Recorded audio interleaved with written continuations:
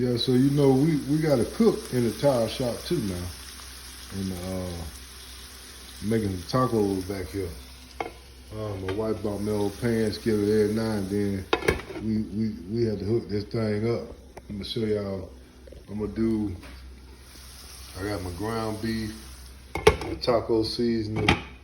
But it's really gonna be more like a burrito because I'm gonna put my beans in, my Rotel in.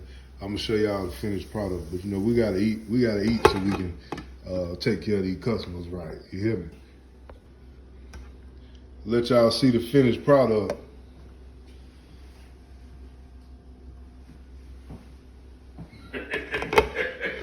Mr. Darrell, let y'all know. If y'all see me, I'm still alive. Y'all don't see me look like that no more.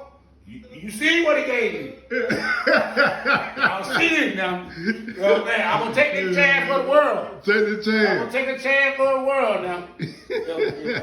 They try to pump it out of me, it won't come out of me, and all of a sudden, y'all don't hear from me no more. You know what I'm saying? It's evidence.